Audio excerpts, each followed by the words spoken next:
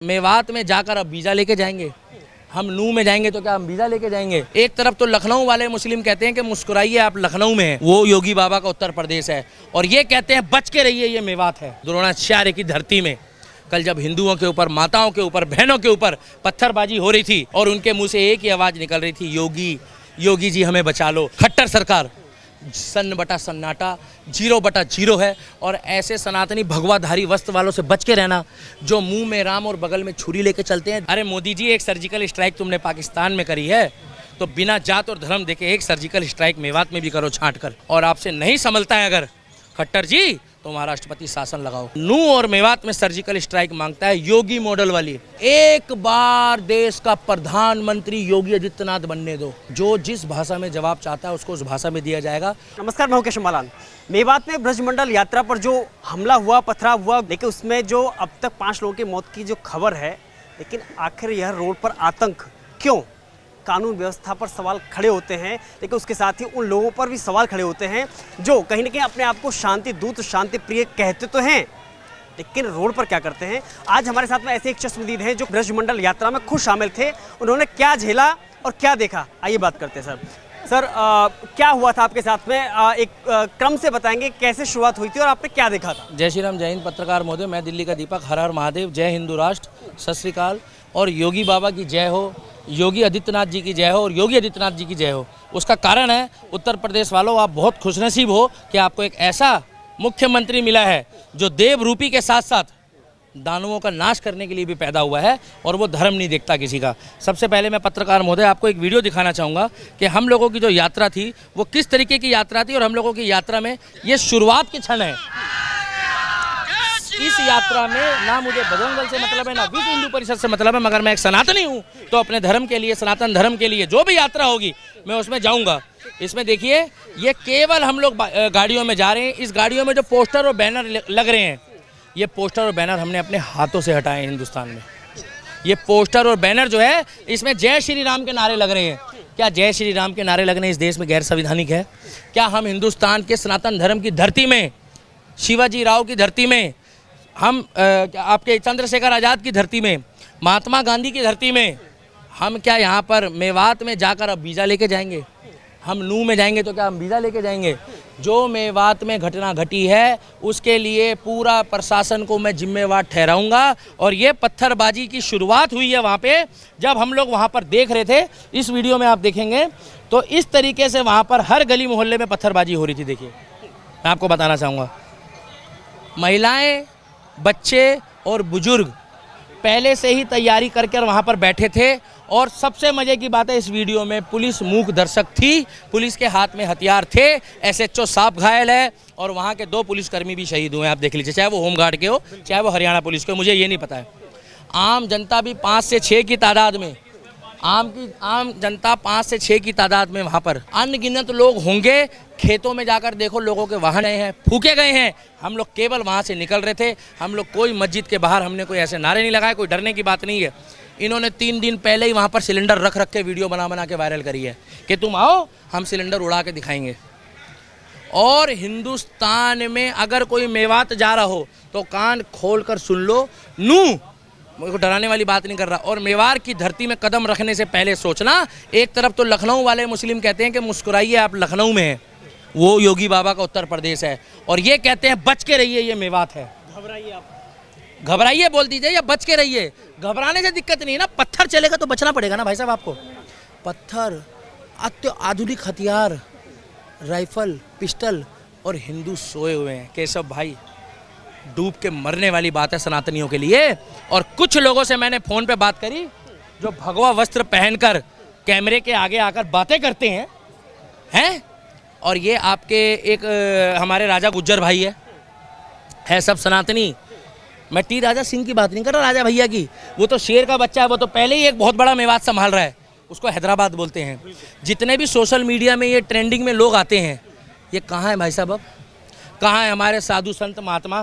कहाँ है वो योगाश्वर दीश भाई साहब? गुड़गांवा जो है ना, द्रोणाचार्य की धरती में, कल जब हिंदुओं के ऊपर, माताओं के ऊपर, बहनों के ऊपर पत्थरबाजी हो रही थी तो हमारी जो माताएं, बहनें, वो खून के आंसू रो रही थी, और उनके मुंह से एक ही आवाज़ निकल रही थी, योगी योगी जी हमें बचा लो, क्योंकि उन्होंने भी मीडिया में कैमरे में हर जगह देखा है, उन्होंने मीडिया और कैमरे में हर जगह देखा है कि योगी आदित्यनाथ के शासन में शाम तक बुलडोजर चला जाता और मामा की सरकार में जिसने केवल कुल्ला करा था महाकाल की टोली के आगे, उसके मकान को बुलडोजर से उड़ाया गया। खट्टर सरकार सन्न बटा सन्नाटा, 0/0 है। और ऐसे सनातनी भगवाधारी वस्त्र वालों से बच के रहना, जो मुंह में राम और बगल में छुरी लेके चलते हैं, दिखावा करते हैं, दिखावे का मकोटा लेके चलते हैं। और मैं धन्य कहता हूँ उन शेर पुरुषों को, उन पत्रकारों को, उन लोगों को, उन माताओं को, उन बहनों को, उन 1 साल के बच्चों को, उन 1.5 साल के बच्चों को, जो मेवात की धरती में जाने के बाद ये कह रहे थे कि पैर रख के दिखाओ। वो पैर भी रखे, वो यात्रा में भी गए, मगर उनके हाथों में कोई हथियार और कुछ नहीं था सिवाय एक जय श्री राम के झंडे के अलावा। हम खून के आंसू रोए, रात को 3 बजे आए हैं। ये मजाक बनाते हैं चिरकुट लोग। भाई साहब, कहाँ गया वो चैनल जो एजेंडा दिखाता है? कहाँ गया? कांग्रेस में रणवीर हुड्डा वो ट्वीट कर रहा है कि बीजेपी की साजिश है, मगर उसने एक बारी भी ये नहीं पूछा कि कितने लोगों के साथ ये हुआ है। और ये विषय कोई मजाक का नहीं है भाई साहब। वो चैलेंज कर रहे हैं, अरे मोदी जी, एक सर्जिकल स्ट्राइक तुमने पाकिस्तान में करी है, तो बिना जात और धर्म देखे एक सर्जिकल स्ट्राइक मेवात में भी करो छांट कर, तब तो हम माने। और आपसे नहीं संभलता है अगर खट्टर जी, तो वहाँ राष्ट्रपति शासन लगाओ। भाई साहब, छोटे छोटे बच्चों की आंखों में आंसू आ रहे थे देख के। वहाँ एक बाप बिलबिला रहा विजय हिंदू के नाम से, वो हाथ जोड़ रहा, पैर पड़ रहा हिंदुस्तान में कि मेरे बच्चे को बचा लो, मुझे बचा लो, मेरी गाड़ी फोड़ दी, मुझे यहाँ से फरीदाबाद तक जाने दो। उसका क्या दोष था भाई साहब?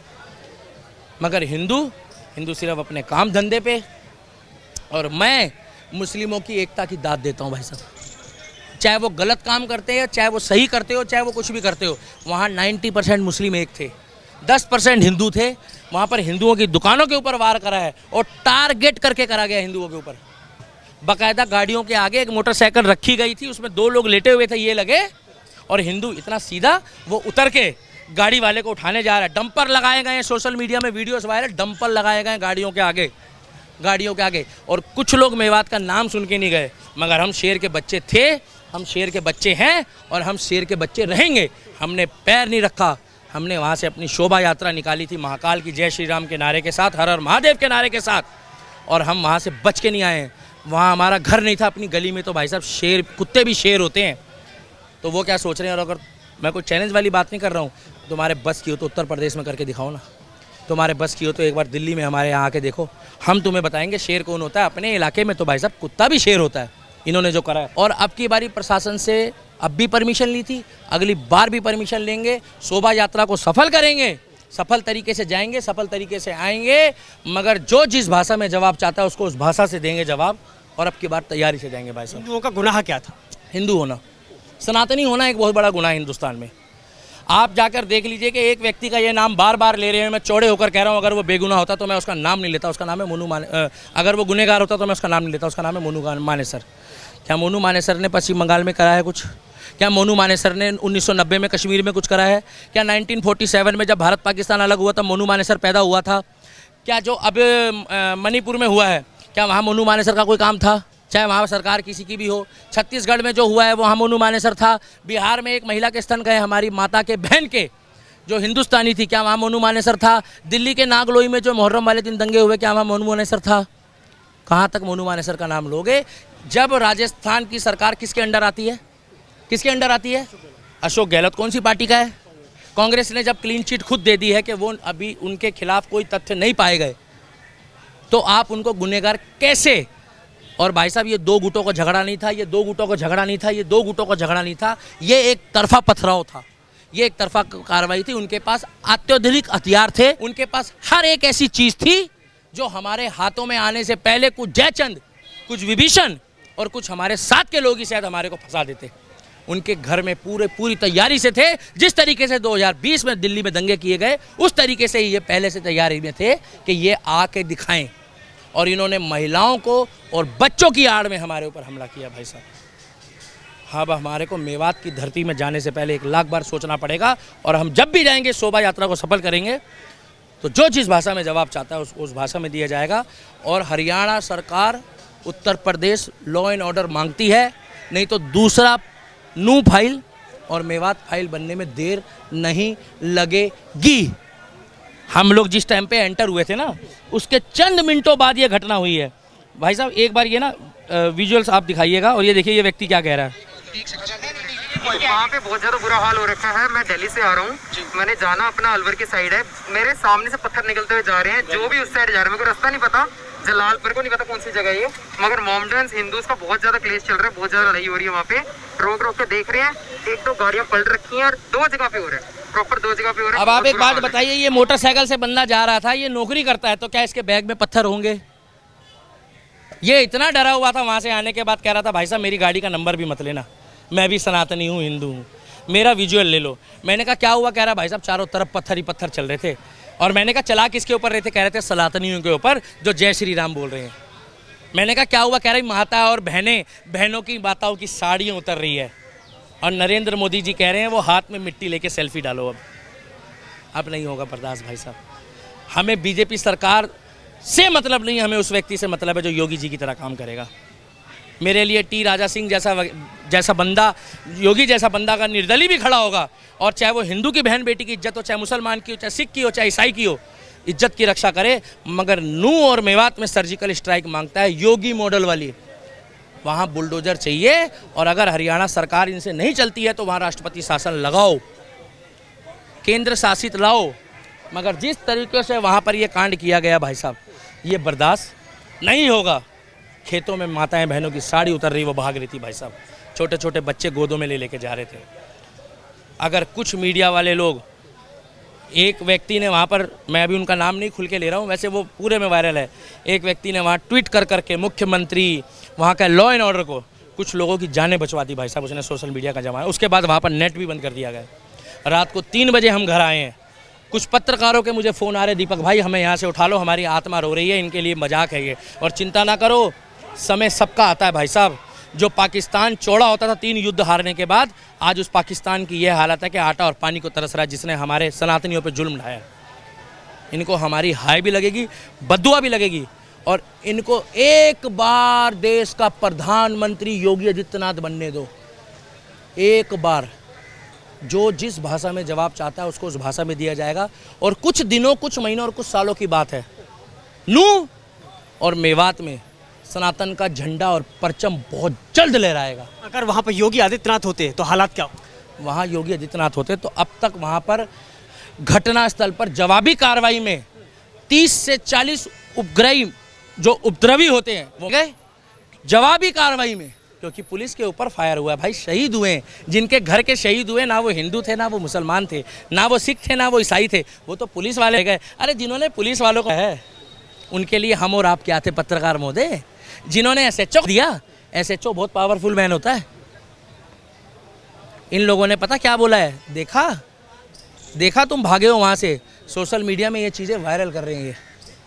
मगर ये बात ज़रूरी है, ये बात चौड़े होके कह रहे हैं कि हम आए थे, हमने मेवात की धरती में नू की, क्योंकि महाराणा प्रताप, शिवराज सिंह जो भी है, हम लोगों ने धरती पे कदम भी रखा, वहाँ गए भी, शोभा यात्रा भी निकाली, मगर तुम्हारी नामर्दानगी, तुम्हारी नपुंसकता दिखा दिया। और मैं उन मुसलमानों को अल्लाह और मोहम्मद का मुसलमान नहीं मानता, क्योंकि ना तो उनका अल्लाह सिखाता है, ना उनका मोहम्मद सिखाता है, और ना उनका धर्म सिखाता है, ठीक है, ना उनका धर्म सिखाता है कि ऐसा काम करो, बस ठीक है। मैं हाथ जोड़ के कहता हूँ कि मुख्यमंत्री जी, अनिल विज जी, अगर आपसे प्रशासन नहीं संभलता तो आप राष्ट्रपति शासन लगाओ और वहाँ के लोगों की जान बचाओ। वहाँ अभी भी लोग फंसे पड़े हैं।